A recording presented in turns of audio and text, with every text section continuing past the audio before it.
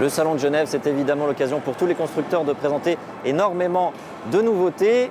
On a décidé de vous présenter les nouveautés étrangères les plus marquantes aujourd'hui. Et on commence sur le stand Alfa Romeo avec la très attendue Giulia. On l'avait déjà découverte en version Quadrifoglio Verde, la radicale, la sportive. Voici la version civile, le style est affûté. On est monté dedans, la qualité est tout à fait au niveau de ce qu'on attend du segment premium. Au niveau des motorisations, on aura en entrée de gamme un JTD 2,2 litres de 150 chevaux qui existera également en 180 et 210 chevaux. Il faut dire que cette voiture est une propulsion, ce qui augure d'un tempérament bien sportif sur la route. Les tarifs de base aux alentours de 32 000, 35 000, on ne sait pas encore exactement. La date de commercialisation, ce sera juin 2016.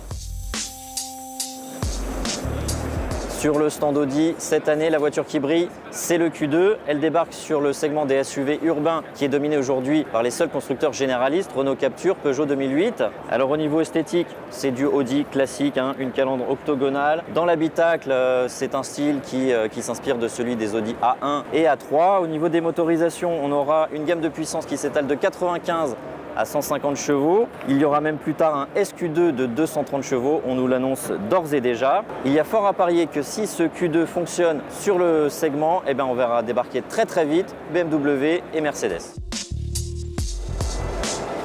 Sur le stand Fiat, la grande nouveauté, c'est la Tipo. Le constructeur ressuscite le nom. Alors c'est une voiture qui est pas chère, mais qui n'est pas low cost. Une entrée de gamme à 12 490 € en essence, 14 990 € en diesel, c'est vrai, c'est pas cher. Et en plus, l'équipement est relativement correct pour ce prix-là, puisque même en entrée de gamme, on a la clim. Alors, les puissances des moteurs, c'est entre 95 chevaux et 120 chevaux. Elle existe en 4 portes, donc à coffre, en 5 portes, comme celle-ci qui est à côté de moi, c'est celle qui sera la plus vendue en France. Et elle existera aussi en break. Comme on le dit ici sur le stand, c'est une voiture relativement essentielle.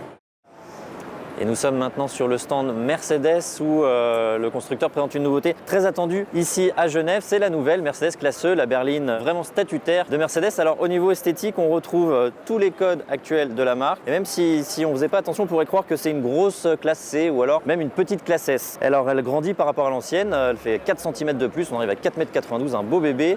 Au niveau de l'équipement, elle fait le plein avec par exemple la conduite semi-autonome, avec des suspensions pilotées Magic Body Control qui s'adaptent au relief de la route. Bref, carton plein. Au niveau des moteurs, 2 diesel 194 et 258 chevaux, un moteur essence au lancement 184 chevaux, avant bien sûr on ait des hybrides et de tout un tas de versions AMG sportives. Le prix, c'est à partir de 47 350 €. Sur le stand Seat, l'attraction, c'est l'ATK, c'est le premier SUV de Seat. Alors c'est un cousin technique du Tiguan, d'ailleurs on le surnomme El Tiguano. Alors il est très inspiré de la compacte Leon, aussi bien au niveau du style qu'à l'intérieur de l'habitacle où la planche de bord ressemble aussi à celle de la Leon. Au niveau des motorisations, on aura des puissances qui s'étalent de 115 chevaux en essence à 190 chevaux en diesel. Le tarif de base sera inférieur à 22 000 € et la date de commercialisation, ce sera au mois de juin 2016. Et nous terminons ensemble notre tour d'horizon sur le stand Toyota. Vous le savez, ce constructeur est un précurseur dans le domaine du SUV, mais ils avaient fait une sorte de flop avec leur précédent SUV urbain, le Urban Cruiser. Ils reviennent avec le CHR qui est esthétiquement extrêmement original, un peu dans la lignée du Nissan Juke qui est d'ailleurs clairement pris pour cible. Alors au niveau des motorisations, on aura un moteur 100% essence, 1 litre de turbo de 116 chevaux, mais évidemment, on est chez Toyota, ils n'ont pas pu s'en empêcher. On aura donc une motorisation hybride sous le capot de ce CHR, c'est celle de la Prius.